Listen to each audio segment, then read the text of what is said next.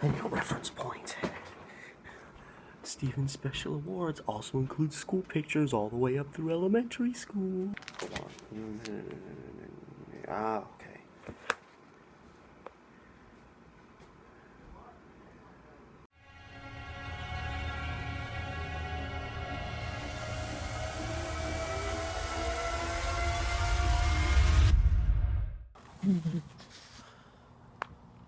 Stretch it out. Get it nice and stretched. Alright, sorry. I had to pull out an old book and check some old school pictures because I actually couldn't remember at first if it was 3rd or 4th grade when this happened. I got another crazy story to tell you while I'm stuck here in quarantine. But this is actually it's kind of a personal story. It's a story that I directly was kind of witnessed and kind of was close to, but it was actually a really big story in the local papers in Portland. I think it made the front page of the Oregonian as an event that happened, and it was I think it was spring 1995. I want to say it was like April. It might even been May. I'm there could be some false memories in here. I'm pulling up something that happened 25 years ago. I was only 9 years old, and I was in 3rd grade at Oak Grove Elementary School. And I think what reminded me of this story is it sucks they're going to demolish the old Oak Grove Elementary School where I went to school. The building's 96 years old now, so I can kind of understand them eventually demolishing it. But I really wanted to go. I wanted to call them up and ask them if I could go through and do like a detailed video of it before they demolished it. But I mean, by the time they start demoing it, we might still be in quarantine. So that sucks, but it's probably going to be the way of the world. I don't think it's going to happen. So I was going to school there. I was in 3rd grade, Miss Chamoff's class, and we had 2 Ryans. And I remember that was because there wasn't really a lot of kids that went to the school, so for 2 kids in one classroom to have the same name was rare. That being said, when I moved to Oak Grove and was in 1st grade, there were 2 other Stevens. So with me, there ended up being 3 Stevens in a class that only had like 23 kids. So maybe this wasn't all that rare, but there was 2 Ryans, and I remember one Ryan, he was almost kind of, if there was a squirrel with all black fur, that's what he reminded me of, his appearance. He had kind of puffy black hair that almost kind of had the same look as like squirrel pelt, and he was just kind of a goofy kid, and I almost kind of get the vibes that he didn't have a very good home, and he was kind of just, I don't know. I mean, granted, the kid was only 9, but even for a 9-year-old, he just wasn't very structured, and it was obvious that he was kind of an erratic kid, and you got vibes that things weren't great at home. And Ryan lived in this big old apartment house that was just off the main drag of Oak Grove. So you've got Oak Grove Boulevard here. The school's here. The street I live on is Lee Avenue. Next street down is Arista. And then just this side of Arista, there's a line of businesses. And right behind it is this big apartment house. It just towered right behind this row of small businesses.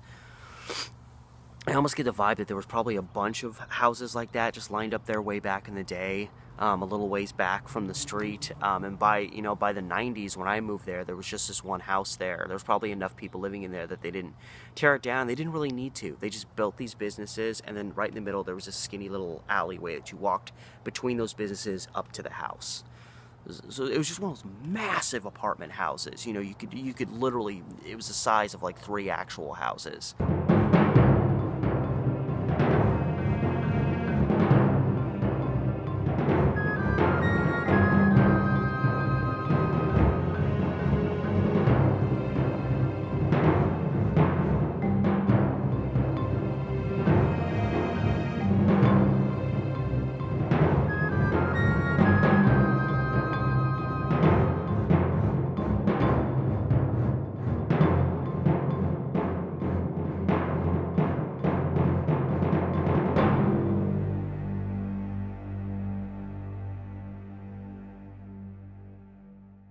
And it was just there. I never paid much attention to it. It was just this big house behind the Byrite that I used to go to all the time.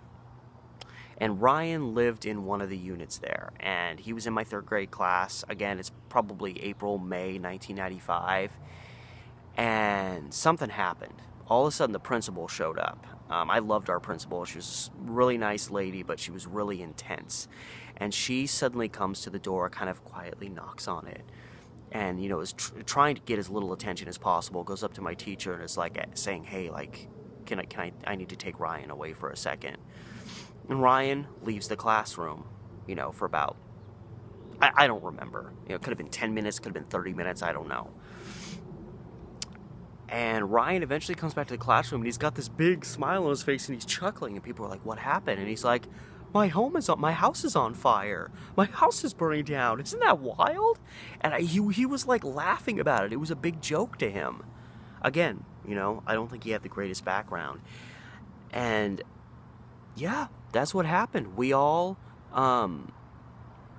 we couldn't see it from our classroom because we were like, the house would be over here and we were in a building like this and our windows were facing this way. But I remember briefly being, because we would be let out for like our last recess of the day, and I remember going out on the recess, and even though one of the bigger school buildings blocked out our view of the house, you could see the smoke going up in the air. And I'm surprised they didn't just keep us in the school. But yeah, that's what happened. That house was a freaking blaze. Everybody in town, saw the smoke, and the streets were lined with people, and that didn't happen in Oak Grove. See, that's the thing, is Oak Grove was, it was kind of, and it kind of passed as we came into the 2000s, but in the 90s, living there, Oak Grove was a sketchy area. There was a lot of poor people. There was a lot of angsty, angry youth wandering around. My best friend Jason, who was like a year and a half older than me, when we would go walk around town, he would keep seeing kids and be like, hey, let's go this way. I got beef with those guys. I don't want to deal with them. And that, I remember us walking to the store one night. I want to say it was around this time. I was still like 8 or 9. Walking to the store with Jason, who's like 10 or 11, and there was a legitimate like gang, like 5 kids who were a little bit older than us. And like as we were walking by him, Jason was like, let me do the talking if anything happens. And they stepped in front of us, and I'm a freaking 8, 9-year-old kid. And one of the kids was like, hey, you want to mess with us? And Jason's like, no. And one of these kids, I remember the exact inflection of his voice, he pulled out a switchblade and went and was like, want to mess with my blade? No joke. It's exactly how he said it. That's not a false memory. And Jason's like, no, I don't want to mess with you. And they were kind of just like, and they let us go. And I was scared shitless. But we managed to go to the store and go an alternate route to go home. But that was like the thing. It was just a sketchy area. There was a little crappy house right down the street from us that got shut down for being a meth house. Meth houses were popping up in the area. It was just, so there was a lot of rambunctious youth roaming around. Probably not responsible for the meth thing, but other things. That goes into what, because I still never got a full story as to what exactly happened. I heard kind of through this grapevine, the classic, like someone's dad was smoking a cigarette and fell asleep, and then it set fire to stuff. I have a bumblebee circling around me. Get out. But I remember very well the gossip that was going around that day was there was a kid going down Oak Grove Boulevard, the main drag, which again, the stores are here and the house is right behind him, and Oak Grove Boulevard just goes down the main drag through town. Old downtown Oak Grove.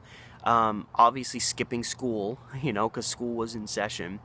And there was claims that this kid was just riding down the street on a bicycle, and he just looked up at the apartment house, and he picked up a rock and just threw it at the house, and it shattered a window.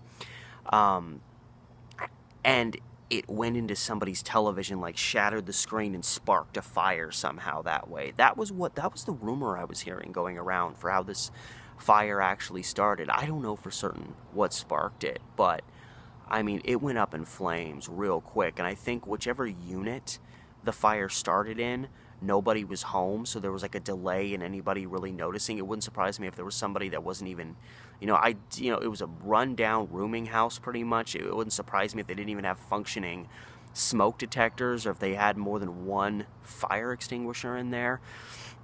And it was crazy. The smoke was just billowing. It got dark and black. And I remember even when I finally got off school, like people just lying in the streets, and my parents came to school to meet me to just be like, "Hey, we're okay." Because I was freaking out in school. When I couldn't see anything, because, granted, there was Arista and Lee, and there was a whole block between those two streets. The apartment house was this side of Arista, and I lived on Lee, so I lived a whole block away. But young kid, imagination running wild, I thought maybe this fire could reach my home, because if you went in a straight line from that apartment house to my home, you'd be going from like a southeast to a northwesternly direction. There was probably about a 4 to 5 home length separating us. Now, granted, the fire would have had to leapfrog Arista and burn through that people's houses that were across the fence from us, but still, I was worried. And so when my parents showed up and were like, "It's fine," and I was able to look around and see, okay, the fire hadn't even spread to the businesses below, but it was chaos because it was such a big house. And I remember that Ryan kid, who was chuckling like crazy when he first heard about it and came back to school. You could see after a little while, like, the reality of it was settling in, and all of a sudden he went from chuckling to just kind of like sullen and inconsolable. And it was, I remember us kids handling it pretty well. Like, we were excited, like, what's going on?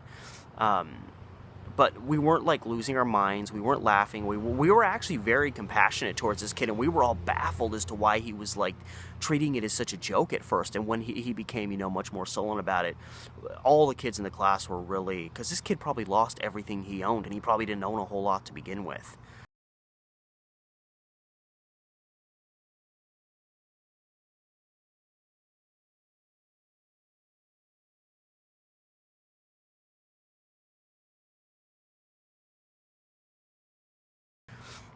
And I don't think anybody died in the fire. I think everybody managed to get out.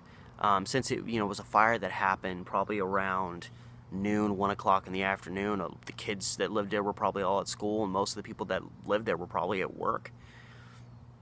But yeah, it was wild, and it made the papers all over the place. This massive fire that just took this big old house down, scared the living hell out of me.